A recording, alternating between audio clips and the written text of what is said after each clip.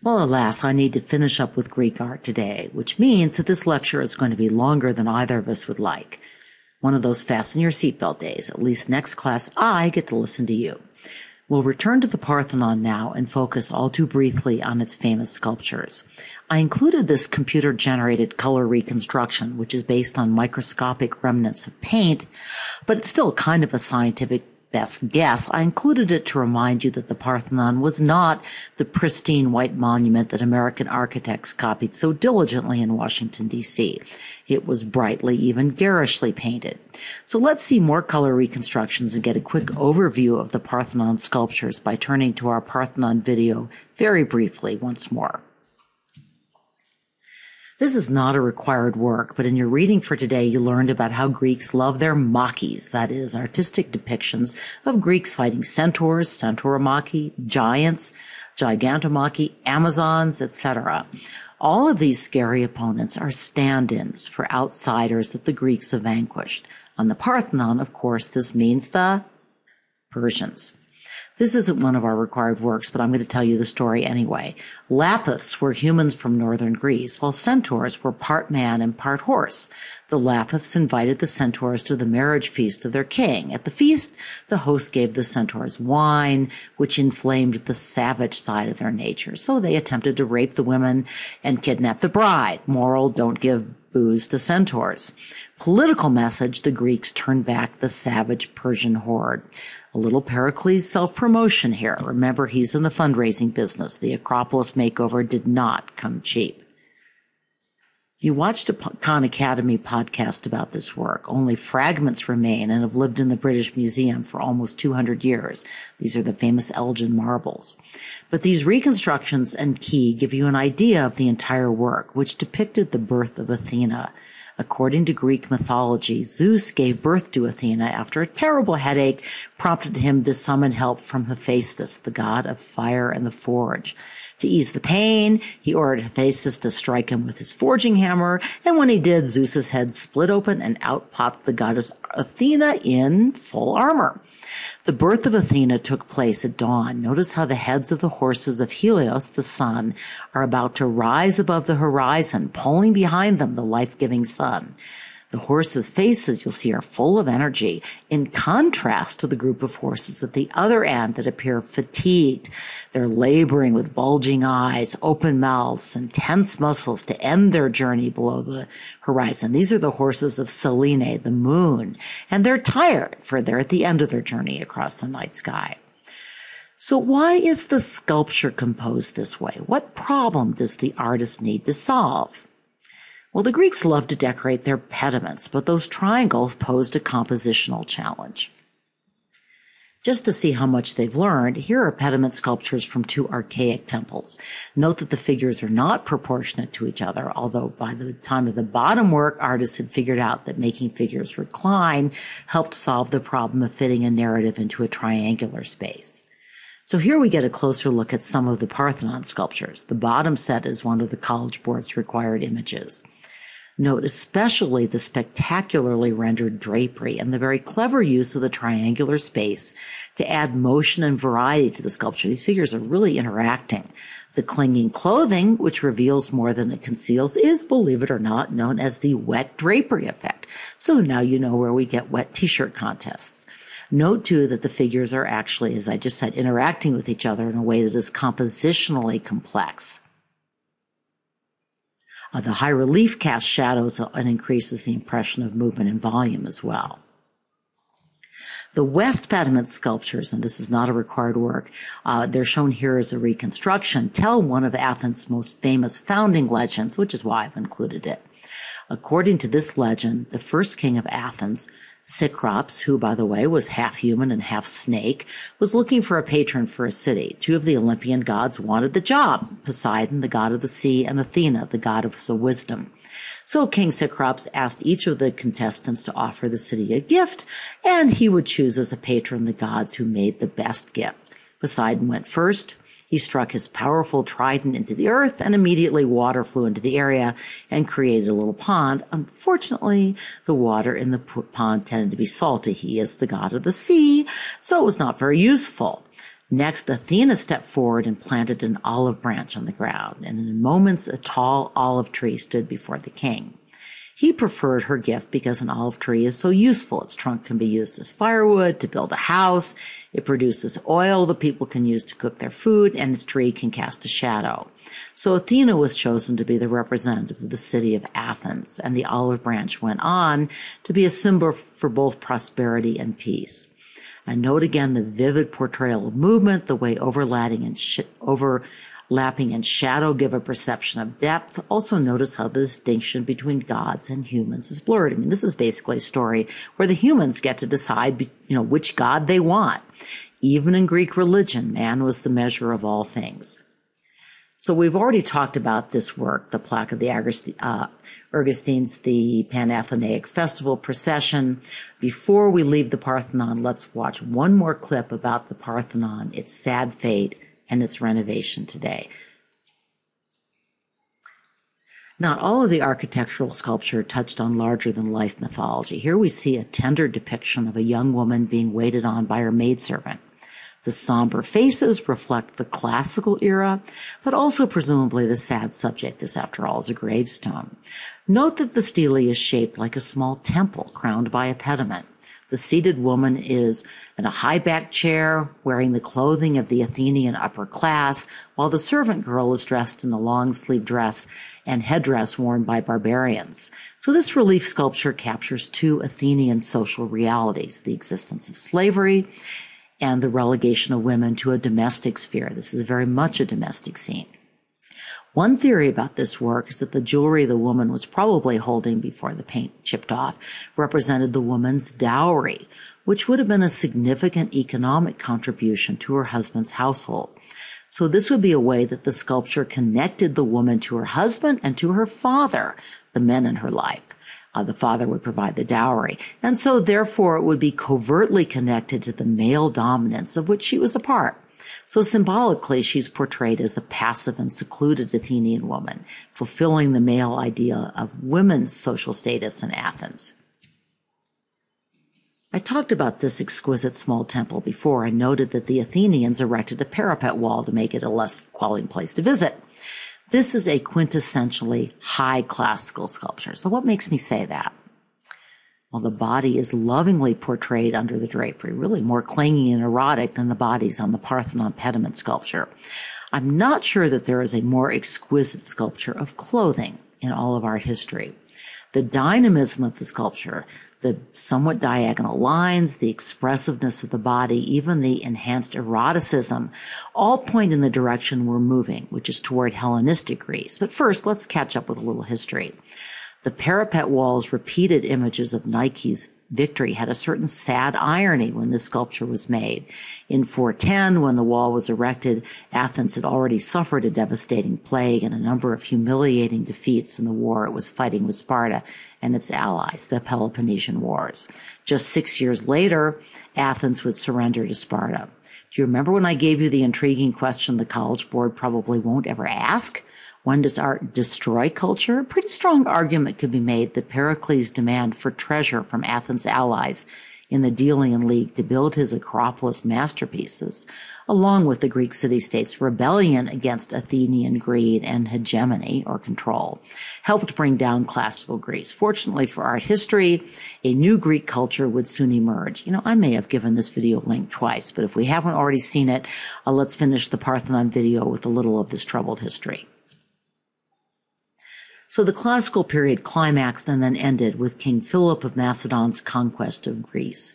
While the Greeks considered Philip a barbarian, Philip, who had spent much of his youth in Thebes, was actually a huge admirer of Greek culture and helped spread it to the world. So, for example, he invited Aristotle to his capital to serve as a tutor to his young son, the fellow we would go on to call Alexander the Great. This is where we skip a whole lot of really interesting history, and I'm sorry. We're going to watch a couple of short video clips from a video about the Macedonians, Alexander the Great, and the Hellenistic world. If you'd like to know more about this and are sorry we're skipping over it so quickly, think about watching the rest of the video. It's up on Moodle. The mosaic here depicts Alexander's victory over Darius III, which is really the climatic moment of his invasion and conquest of the Persian Empire. In some ways, we're getting ahead of our story, since this mosaic dates from the early Roman Empire. It was found on the floor of a villa in Pompeii. But as you learned in the podcast, this mosaic was almost certainly a copy of an early 3rd century BC Hellenistic painting, possibly by Philoxenus of Eretria. I don't think you need to memorize that scary name, but you do need to know that it's thought to be a copy of a Greek painting.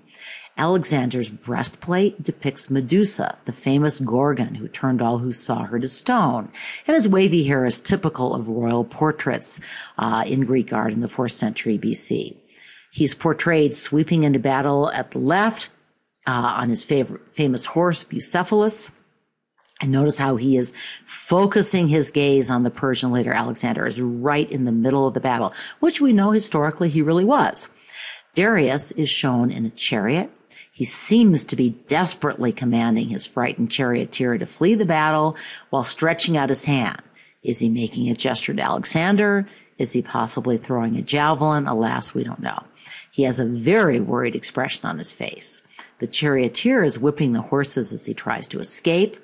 If this mosaic is any guide, Greek painting must have been amazing. So what stylistic elements, stylistic innovations really, do we see in this work?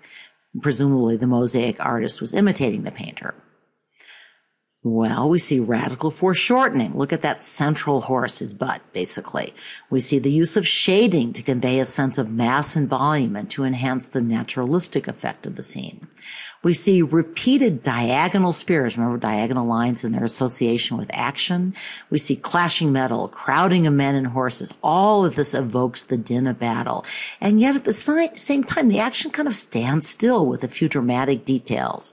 So we see the fallen horse and the Persian soldier in the foreground, who is actually watching his own death throes reflected in a shield.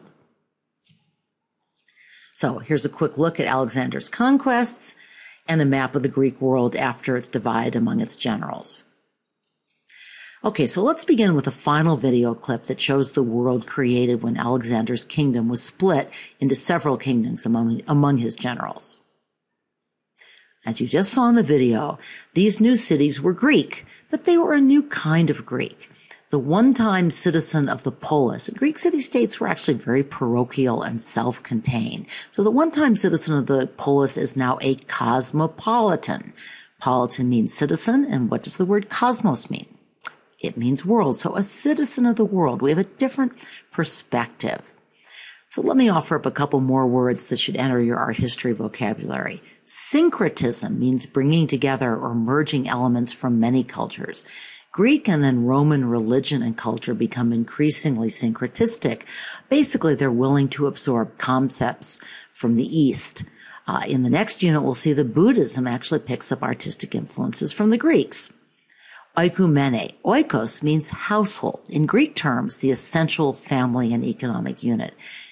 Intriguingly, this is the root not only of the word ecumenical, which we use to describe cooperative efforts by diverse churches, but also the terms economy and ecology, dealing with social and environmental interaction. Basically, the scope not only of interaction, but also of sympathy expanded during this period.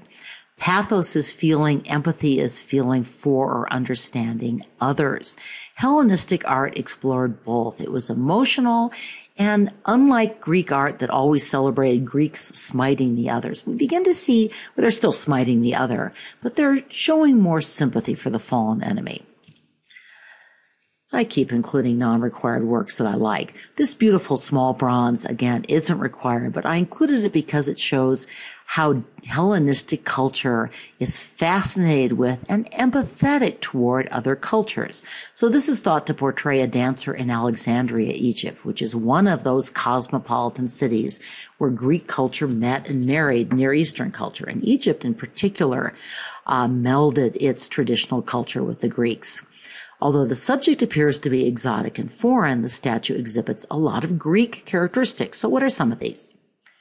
Well, we see that twisted figure with that chiastic counterbalance that is very typical of the Hellenistic work, the diagonal, the drapery folds that simultaneously reveal and conceal her form, the sense of movement, her expressive face. All of this identified as a work that is Greek rather than Egyptian in style, but the subject still captures the new, wider Greece. So, oops, I forgot to turn this one to black, the print. Now we move to a work that is required. You saw the city of Pergamon on the video and you read about its history in your last assignment. Pergamon was a major Hellenistic capital in what today is Western Turkey. This altar was a tribute to King Attalus I's victory against the Gauls. Like many Hellenistic works, it's huge and designed to reflect the king's great wealth as well as his military victory. This was located near the royal palace on the city's Acropolis. This is not an actual altar, by the way, but a reconstruction in a museum in Berlin. It's a huge reconstruction. Basically, there's an entire museum devoted to it. I haven't been there, but it is on my list. Well, this model should give you some sense of where the altar fit into the Acropolis. The second photo shows the famous friezes at the bottom of the imposing staircase of the altar and how they kind of spill over onto the stairway. So Attalus I wanted to identify his city with Athens, hence Athena's prominent place in the frieze. As you read, he paid to erect monuments in Athens, but he also used the altar friezes to signal that Pergamon was a new Athens. So why does a frieze depicting Athena fighting the Titans or giants send this signal? Well, and I mentioned this before, throughout the classical period, giants or centaurs or Amazons were stand-ins for the barbarians that threatened Greece. Frankly, the Gauls that Attalus defeated posed nowhere near the same threat as Persia had. But Attalus enjoyed drawing the comparison nevertheless. Like Pericles, he was a self-promoter. But if the themes are similar, the form of Hellenistic sculpture is very different from that of classical Greece. Compare this Athena with the more sober Athena of the Parthenon. This is an artist rendering. Oops, let's see if it comes up. There it comes. Sorry about that. So what do you see? This Athena is an action figure, all movement and dynamism. Vertical lines have given way to diagonal lines. There's much more drama, tension, and emotion in this Hellenistic sculpture. So here's another comparison between the Pergamon frieze and Apollo and Artemis from the Parthenon frieze. The high classical style, you'll see it's calm, even severe. It's vertical and horizontal. It's quite stable. The Hellenistic Athena is diagonal and dynamic. Okay, this isn't a required work, but it's another gigantomachy from the Pergamon altar, and I wanted you to see this as well. So what Hellenistic elements do you observe? We see those twisted bodies, the violent movement, the expressions of agony, the drapery that seems to be blowing in the wind, lots of movement, lots of drama. By the way, when we get to Baroque art again, we'll see that it was very heavily influenced by Hellenistic sculpture. At any rate, these are not gods standing serenely above the fray. They are fighting tooth and nail. Okay, I'm a little amazed that one of these sculptures didn't make the cut. They are very famous. These are bronze marble copies of Greek bronzes that were probably on the altar at Pergamon.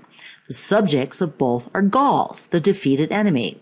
But what strikes me, and also strikes a Hellenistic note, is not only the expressive power of these statues, the agony, the twisting, but even more that the sculptor is so willing to acknowledge the humanity and suffering of foreigners. This is a cosmopolitan worldview.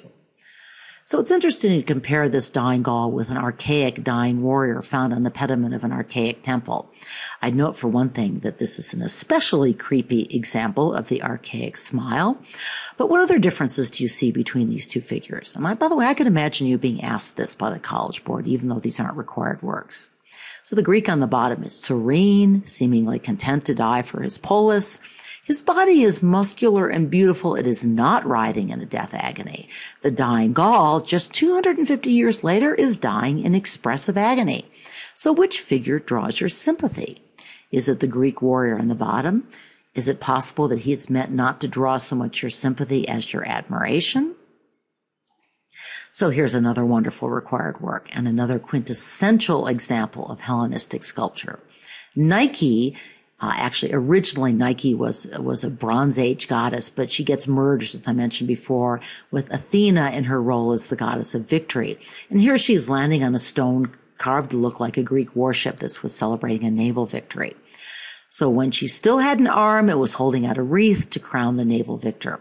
Notice how the clothing reveals more than it disguises the body. If anything, it adds to the erotic impact of the piece. I mean, for instance, you see her navel that's clinging that closely to her. It goes beyond the counterbalancing symmetry of classical sculpture to asymmetry, movement, even the possibility that at any moment she'll take flight. Note again that the Hellenistic artists loved diagonal lines, which we know gives a sense of movement to works. This statue would have reflected light from the water, which would have further enhanced the sense of lightness and movement. This is art as high emotional drama. This is art as opera, if you will. But note, it is also art in service of the state and its glory. Hellenistic art may be more individualistic, it may be more emotional, but the honor of the Greek kingdoms is still being celebrated in art. This is still about power and authority. So let's compare our two Nikes. What similarities and differences do you see? Both celebrate Greek victories, both portray beautiful drapery, or portray drapery beautifully, I should say, and more than hint at the body beneath. The dialogue between revealing and concealing is not new to Hellenistic art. Both convey movement, but the Nike of Samothrace is more active, more vibrant, more theatrical. I think of Peter Pan swinging in on those wires. Well, here is still another work that failed to make the College Board cut, but since it is one of the most famous pieces of erotic or at least provocative art in world history, I am sticking it in anyway. This is the Venus de Milo. Once again, I'm including multiple images, even though it makes the slide rather busy, since you can only see the full power of this sculpture by viewing it from multiple directions, which is another characteristic of Greek sculpture. Note that this is larger than life and that the dress is slipping down. Will it slip off? That's a tease that renders the statue more provocative. So with this bronze, which is a required work, we return to the popular Greek theme of the magnificent athlete. But how is this athlete different from earlier athletes we've seen? And actually, I now realize that we haven't done the Discobolus, which is the same era as the spear thrower. But think of the spear thrower, even though he's a warrior. So this fellow is battered and bruised. His nose and teeth are broken. Inlaid copper blood drips from cuts on his forehead, nose, and cheeks. Okay, terrible confession time. You are going to need to know about lost wax bronze casting, which is the method used here. But we're running out of time, and this particular form of additive sculpture is about to disappear for about 1,000 years. When it reappears in late medieval Europe, we'll catch up and learn about this technique. I promise. So let's compare this with an earlier bronze from the High Classical period. They're superficially similar. We have basically two very buff guys, obviously strong and powerful. But I think the emotional message and impact are entirely different. The Riace bronzes, and they're named because they were found in a shipwreck off Riace, have also fallen off the College Board list, but I can imagine you being asked to identify the period of each of these sculptures. The Riace warrior is clearly classical, the seated boxer is clearly Hellenistic. Here's still another work that used to show up a lot on AP exams. It's missing from the list, but I could imagine you're being asked what era this comes from, and clearly it's Hellenistic. Gone are youth and beauty. They're replaced by emotional realism and, again, empathy. Note that this sculpture, too, uses contrapposto, but it's less perfectly balanced than classical sculpture. Hellenistic sculptors are willing to put their figures a little off balance to create that sense of movement, as befits an old lady less steady in her feet as well. This too employs drapery both to reveal and conceal, yet while the subject is beautifully rendered, she is hardly heroic or beautiful. We feel her aches, her pains, and her struggle. With this sculpture, we come to the era of Roman Greece. This work from the 1st century CE, we haven't seen those initials for a while, was unearthed in Rome in 1506 with Michelangelo looking on, and apparently oohing and eyeing, and certainly he was highly influenced by this work. The sculpture was found in the remains of the palace of the Roman Emperor Titus. Stay tuned. The original, according to the Roman historian Pliny, was attributed to Athenodorus, Hagisandrorus, and Polydorus of Rhodes. I would recommend just remembering the Rhodes part.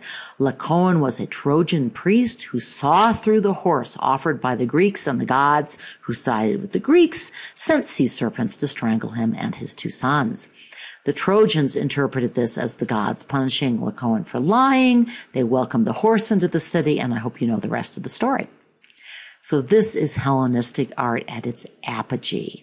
Note the expressive emotion, the twisted figures, the diagonal lines, the elaborate asymmetrical composition with counterposing balance, the dramatic view from every side. I frankly can't believe that this work didn't make the cut. It's perhaps the favorite from past classes. Any rate, I also can't believe I'm covering it in 30 seconds. My profound apologies. Ooh, we have covered a lot of material and really haven't given our required works all the time they deserve, so I certainly hope you did your reading. I hate to leave Greece behind, but the clock is ticking, so on to Rome.